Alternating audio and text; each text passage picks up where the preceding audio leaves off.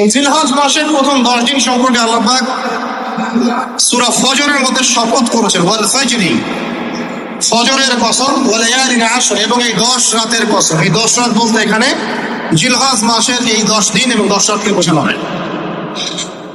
এর ফজিলত সম্পর্কে নবী সাল্লাল্লাহু আলাইহি ওয়াসাল্লাম একটা হাদিসে বলেছেন, সহিহ বুখারী হাদিস, ইবনে আব্বাস রাদিয়াল্লাহু আনহুমা থেকে বর্ণিত, নবী করিম সাল্লাল্লাহু আলাইহি ওয়াসাল্লাম বলেছেন যে মা মিন আইয়ামিন আমালু সালিহু ফীহিন্না আহাব্বু ইলাল্লাহ মিন হাযিহিল আইয়ামিল 10। আল্লাহ পাকের কাছে এই 10 দিন অর্থাৎ জিলহজ মাসের প্রথম 10 দিনের নেক আমল যত বেশি প্রিয়, আল্লাহর কাছে জিলহজ মাসের প্রথম 10 দিনের নেক আমল যত বেশি প্রিয়, অন্য কোন আমল এত বেশি প্রিয় না।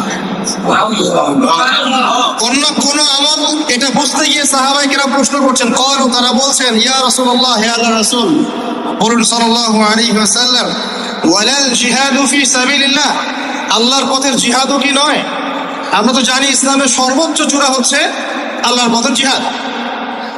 তো নবী সাল্লাল্লাহু আলাইহি ওয়াসাল্লাম বলছেন, ওয়ালাল জিহাদু ফি সাবিলিল্লাহ, আল্লাহর পথের জিহাদও নয়, আল্লাহর পথের জিহাদও নয়, ইল্লা, তবে ওই ব্যক্তির কথা ভিন্ন, রাজুলুন খারাজা বিনাফসিহি ওয়া মালিহি ফালাম ইয়ারজি মিন যালিকা বিশাই, কোন একজন ব্যক্তি যে তার জান এবং তার মাল নিয়ে আল্লাহর পথে বেরিয়ে গেছে, তারপরে কোনো কিছু নিয়ে সে ফিরে আসতে পারেনি, মানে সে শহীদ হয়ে গেছে, এই ব্যক্তির কথা ভিন্ন। কিন্তু অন্য যে কোনো দিনের আমলের চাইতে এই 10 দিনের নেক আমল আল্লাহর কাছে সবচেয়ে বেশি প্রিয়। তাহলে আমরা বুঝতে পারবো